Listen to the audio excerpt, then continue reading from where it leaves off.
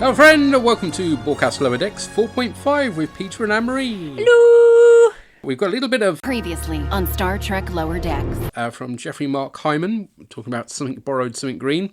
This episode is so much fun. It's interesting seeing both Tandy and Orion culture explored further. I found it very funny too, especially the Mariner repeating knife gag and dueling Mark Twains. Thanks, sir. Thank you. On to tonight's episode, which is Empathalogical Fallacies. Yes. Which comes from pathological fallacies, where one attaches a particular personality trait to a particular group. Oh, okay. E.g. ethnicities or genders or peoples. And funny enough, as I think has come up in conversation with Llama God, is how Strangely World has been treating Vulcans after all. So, interesting. Yeah. Outgoing communication. Provisional Lieutenant Junior Grade Talin to Captain Sokal of the VCF Cheval. Due to the recent unprovoked attacks on ships across the quadrant, the USS Cerritos is providing transport to 3 Betazoid diplomats. These glorified socialites just spent 3 weeks attending parties on Angel 1 and now intend to, quote, keep the good times rolling as we escort them to Risa. Despite the crew's enthusiasm, I find the Betazoid's exuberance disruptive. So you have no teaser. Nope. Straight into the episode, and it's Talin's log. And she basically wants to fuck off home. She's had enough. They've got some...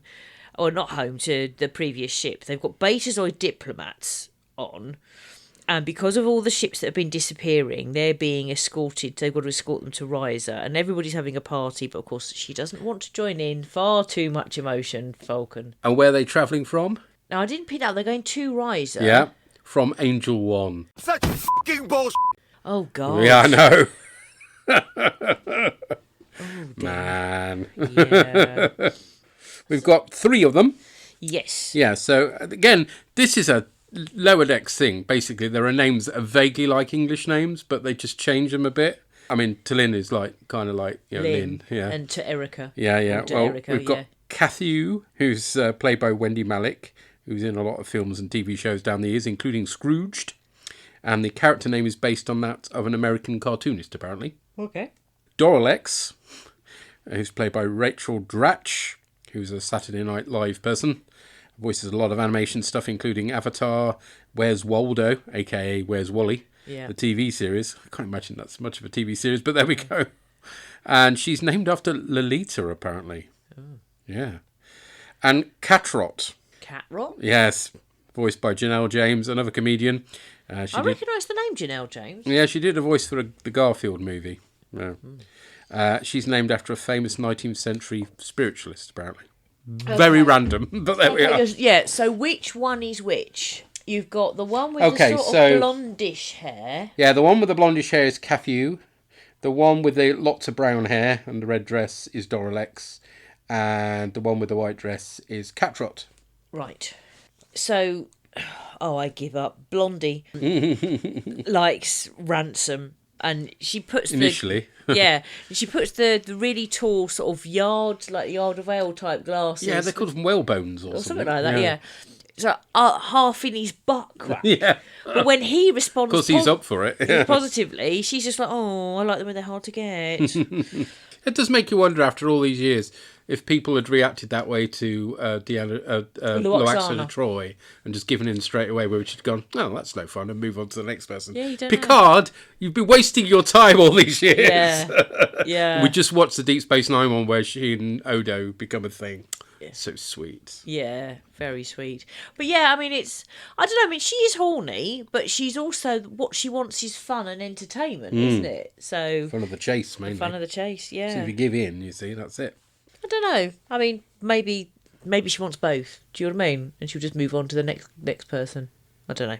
Yeah, unfortunately, I'm now am I about a bit younger than Majel Barrett was in Next Gen? I'm not sure. You anyway, must be younger, I think. But anyway, I look at Loaxana and think, oh fuck. I can't take my hair off, to be fair, but you know, it hasn't been its natural colour for some time. But you don't keep birds in it. No, I don't do that. And then in sickbay, I noticed that because they're taken sort of. Is this on a sort of tour that they're doing of the ship the first time they go to sickbay? I think it must be a tour, because this is before they start scanning them and all the rest of it. I can't remember what the initial reason is that they go there, but yeah. Anyway, you discover that Caitians used to eat betazoids, Yes. which I think is quite amusing. And you briefly see a crew member with a Geordie visor. Which Yeah, I she's like. cropped up a few times. Maybe she has. I'm not saying she hasn't, but I noticed it this time. Mm-hmm. And then they'd asked for more drinks, and Talin was like really struggling already. And then she's like, "Oh, fine, I'll go and get them more drinks." So she appears in sickbay with more drinks, but they don't want them because they're now going to go and get some cocktails. But Ta'ana grabs one and downs it and says, "Right, prep for surgery." And just like, "Oh shit!" Brilliant.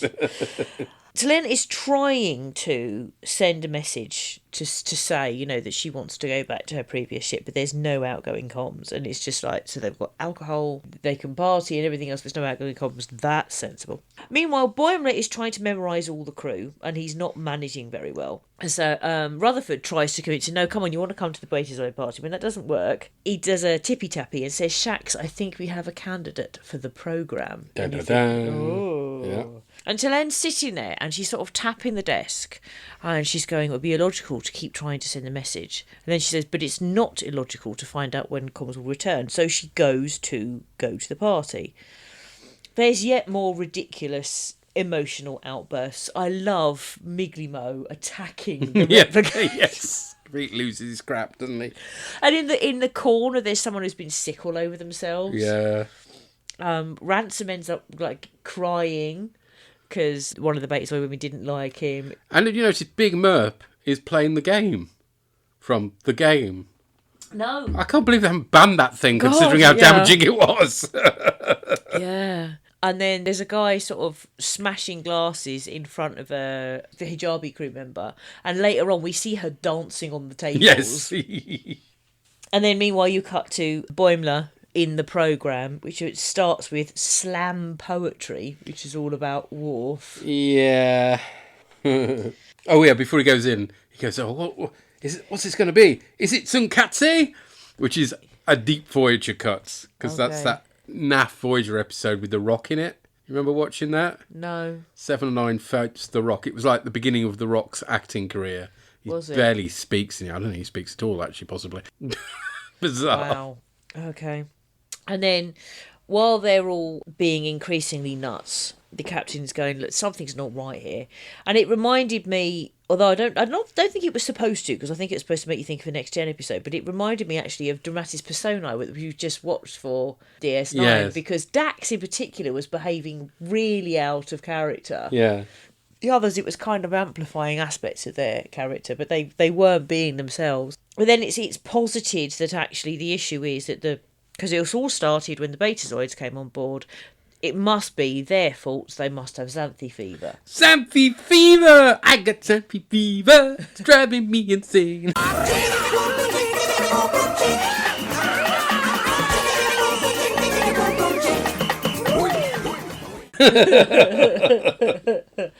And what was the name of the episode? That was it? From the episode Fascination. And it was caused by Deanna Troi, obviously. So Loaxana Troi. I keep getting them the wrong way around. That's bad, isn't it? Anyway, yeah, season 3 of Deep Space Nine. Of Star Trek Next Generation. No, Deep Space Nine. It's the next one that Loaxana Troi turns up Really? on. Yes. Oh, okay. Yeah. Okay, fair It's enough. the one where Quark falls for somebody.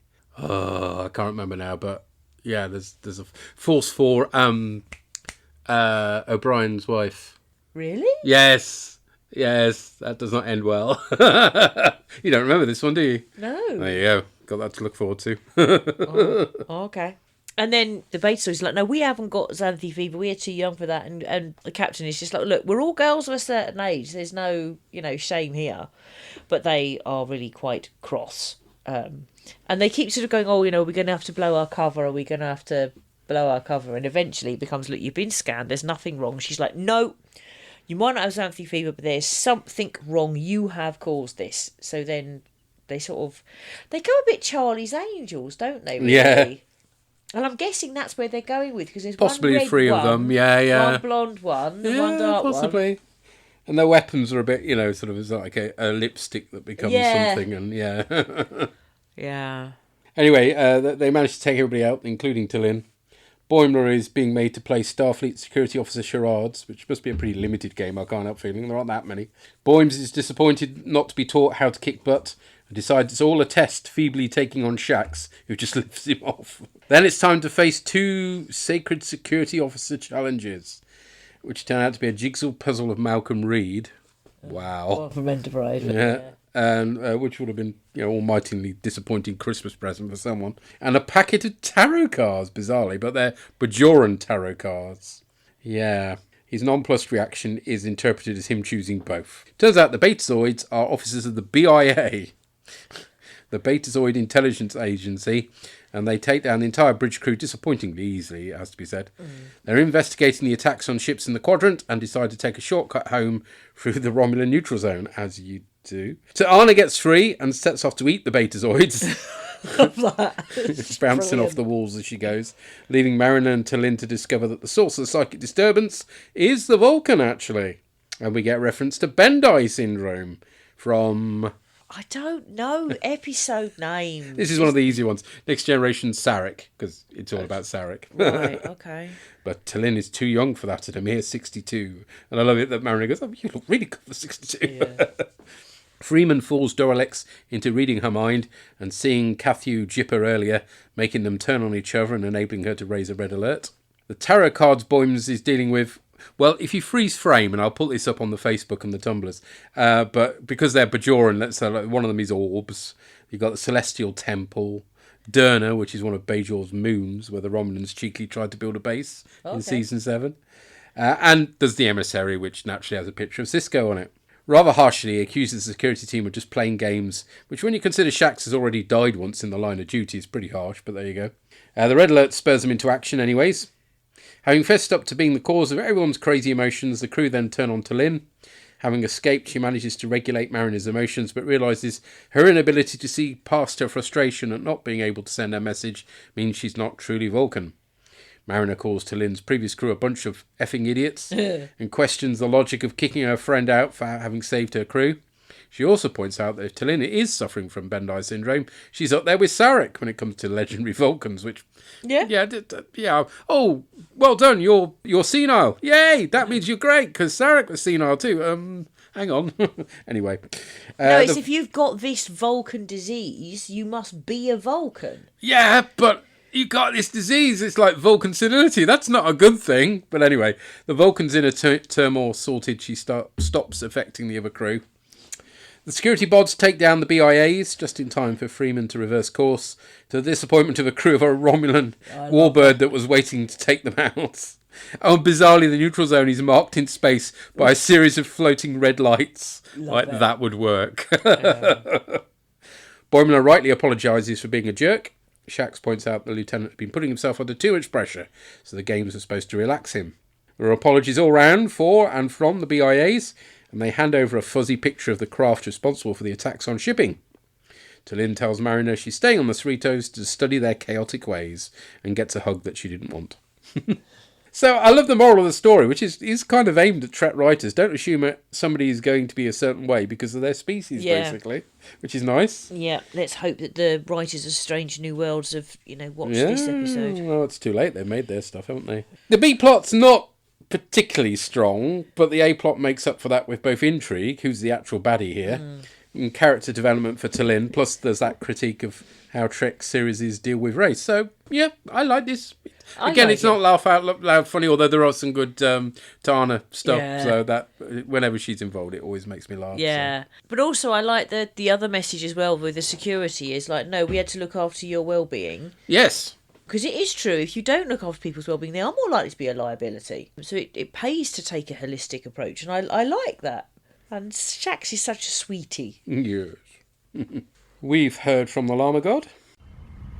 Lancelot, Scotty, fix gear, Noi, yeah. By the holy things of Beta Z. Now, I feel it's going to start to get a bit boring as we work through the season of Lower Decks, but yes, here's another great episode. This is a great episode, and it's also a really great Next Generation episode as well. It really does fit into the style of the stories that they were doing in some of those episodes, so it's great. The whole hosting a diplomatic mission, which kind of goes awry when the crew start getting affected, yeah, I mean, if there isn't something that's more classic Star Trek, and particularly more classic Next Generation than that, I don't know what is. So yeah, this is really great. It's also nice how it ties into the main thread that's been going through the season. Again, I really enjoying this thread, whatever it's going to turn out to be, of the fact that these ships keep disappearing. There's this mysterious ship, but it's not the main focus of each episode. Each episode is standalone. There's this little theme just running through, and I really like how they're handling that here. It's nice that it plays into the tropes of the Betazoids here, as we've seen them personified before in Loxana Troy. So with the woman's behaviour really fitting into the sort of style that she established earlier in Next Generation. So yeah, that's nice to see. The whole idea that they're just out to party, that's really nice. And the fact it's all cover for a mission they're doing because they can read minds. Yeah, it's nice. It all sort of flows logically from the basic premise of the series, and yeah, I love that. And it was also really entertaining along the way as well. It's also nice how it references the classic Next Generation episode Sarek as well, as we find out that it's actually the Vulcans and not the Betazoids that were responsible for the emotional turmoil on the ship. And again, it's just a really nice touch. For anyone who isn't steeped in Next Generation lore, it's just a thing that happens, and for those who are, yeah, it's a nice little callback. So yeah, I really appreciated that. But of course, this episode isn't really about the Betazoid women. This is about T'Lyn and how she's trying to fit in there, because of course she is too emotional and reckless for a standard Vulcan ship. So here she is instead on the Cerritos, and yeah, she's finally found her place. And I just really love that as a story, how she's becoming part of the crew, and how she's found a place for herself here with this other group of misfits who wouldn't really, at the moment anyway, fit in on, say, your standard Federation flagship. So yeah, it's really nice. The Boimler subplot is also really lovely. I like Rutherford's seemingly threatening communique at the start of the episode. He's ready for the program, and then it turns out that security is just trying to help people relax with slam poetry and charades and everything. I love that, and the whole idea that Shax's security detail is not just looking out for the physical and military security of the ship, but it's also for the emotional well-being of the crew, because threats come from within as well out. That is wonderfully holistic. I absolutely adore that idea, and I would just love to see so much more of that in Star Trek. Not just Lower Decks, but all of Star Trek. I mean, at the moment we've got the executive producers threatening us with a Section 31 film where it's all dark and gritty and angsty, and I don't give a shit about that. The whole idea of security that is there to look after your emotional well-being, that is so pure Star Trek, so hopeful. A kind of extension of the idea that they had at the start of Next Generation, where you put a council on the bridge of the ship, but this is actually more fully realised, as opposed to just being a sort of knee-jerk response to Hollywood and American trends of the 80s where everyone can see their therapist, which is a good thing, by the way. They've kind of got the hang of the idea here, and they know what it's actually for. So yeah, I love this, and I really want to see more of that. We won't, of course, because, you know, people kicking ass in black leather. I mean, it is also cool. It's going to sell more episodes than this kind of lovey-dovey stuff, but hey,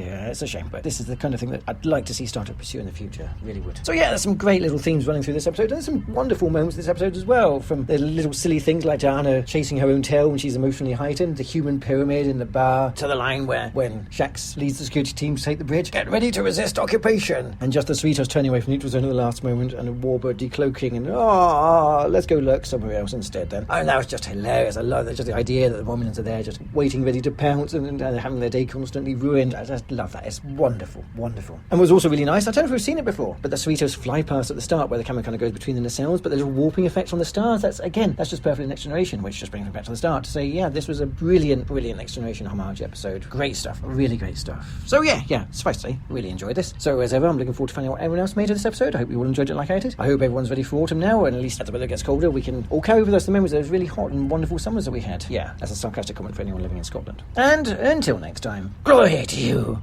and your cast.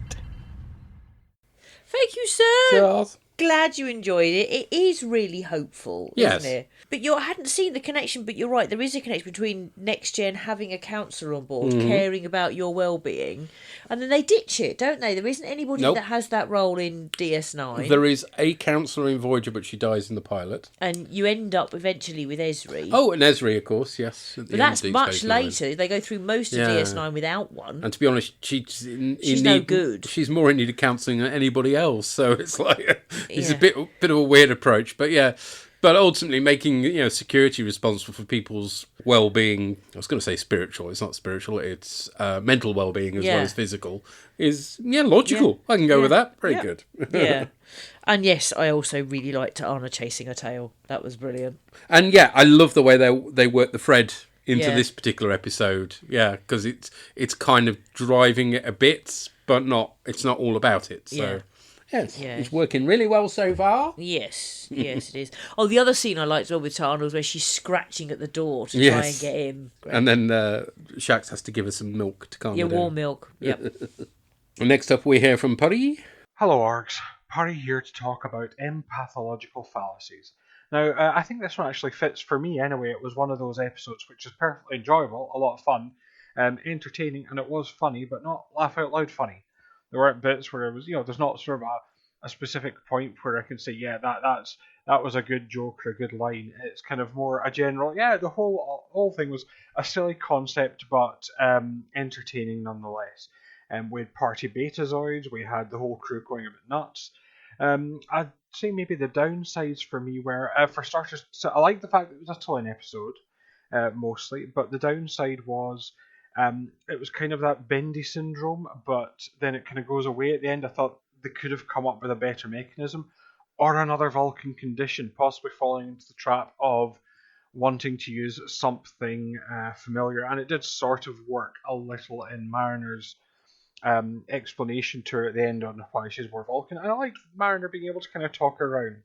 It's what Mariner actually does well. It's one of those things that's been part of her character. She's very good at building people up, which I think is a nice feature of her character. She can be annoying, I don't actually find her very annoying, but early days she was quite annoying, but you get this kind of thing of she likes to make people better. Now, the other part of the episode, and it's not much, is Boimler having to being taken with the security, and he thinks he's going to do some super security training, but it's actually just kind of relaxing puzzles and slam poetry.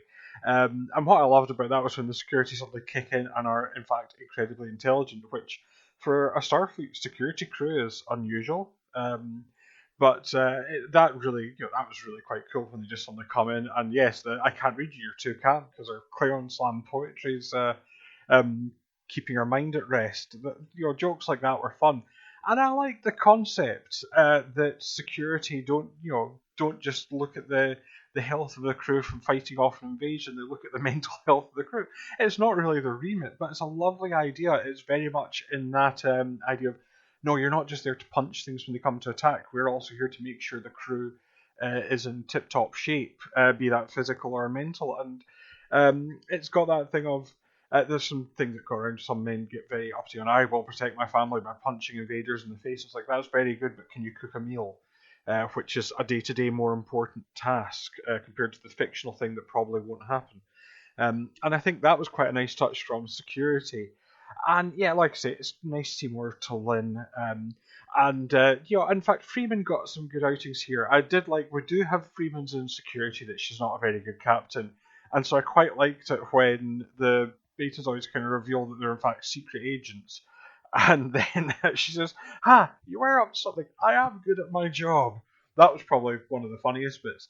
I did like the Romulans at the end, just before they come to the neutral zone with the giant, it's expected. The only thing is that's like a joke that if you know Lower Decks, you know we're going to see that, a Romulan ship, suddenly decloaking and everyone going, because they've turned around.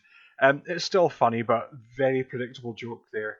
Although I did like the follow-up, we'll lurk elsewhere. Overall, not probably the top episode of the season, although I did remember this one. So it's still stuck in my memory. But yeah, overall, the not so much laugh out loud funny, probably a lot of visual gags in it, because there's a lot of the crew sort of being uninhibited and going a bit nuts. So there is that. But yeah, overall, again, another good one. So all that remains me to say is do keep up the good work. I always look forward to the podcast, and I'll hopefully be back in the next one. Until then, bye for now. And also, I'm not including all the takes where I completely mispronounce that word in the title. I'm glad it's not just me that mangles words. Yeah. Yeah, I mean, you do put your finger on probably the biggest weakness of the story is that actually it doesn't make sense for it to be Bandai syndrome, because that's effectively senility and it's a death sentence.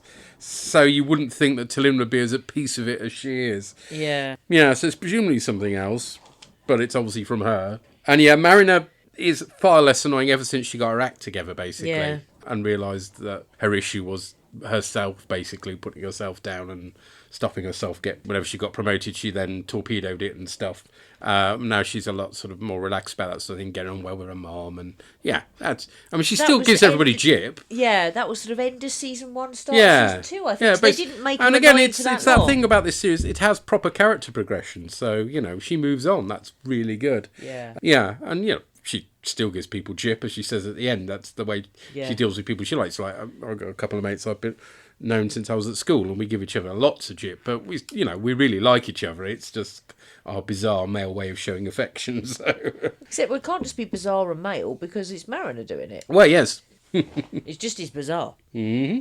And yeah, the the Romulans sneaking and sort of, lurking or whatever. We'll go lurk elsewhere. Yeah, we'll go and lurk elsewhere. Yeah, and yeah, it's enjoyable. It's lots of fun, but it's not really laugh out loud. There's the odd laugh out loud moment. I thought more funnies in this than there were in the previous couple of episodes, but yeah, it's not aiming at being laugh out loud all the way through because it's got a point to make. So yeah. But I'm wondering also whether it's the arc plot that it's hard to do an arc plot of anything and even have a bit of it in it where you've got to think about that and then do episodes that are just silly, laugh out loud funny. But I'm interested in next week's one because it's a Ferengi one. Yes. Whether that's laugh out loud funny, and that's where our break is coming from, if you see what I mean. Well, it's in 2 weeks' time, of course. We're covering that Lower Decks episode on the 19th of September. Parth Ferengi's Heart Place. Love it. Blood. Blood. Blood. And bits of sick. Yeah, okay. And next week, on Wednesday the 11th, we're covering, another comedy episode, Spock's Brain. Spock's Brain, yep. So, yeah, warm up your Semisonic albums for that one. Excellent. Okay, until next time, take care, cheerio, bye. Bye. The art for Borgcast Lower Decks is the fantastic work of Charlie Thorburn. All music referenced is for illustrative purposes only, and no copyright infringement is intended. Find our website at borgcast.libsyn.com. We have a Facebook group which you're welcome to join. You can find the Borgcast playouts on Spotify for your listening pleasure. Visit our Tumblr site at borgcast.tumblr.com, where you'll find images accompanying the episodes discussed in this cast. Send emails or MP3s to borgcast@gmail.com.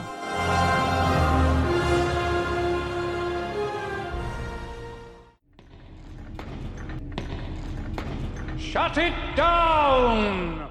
Whoopsie!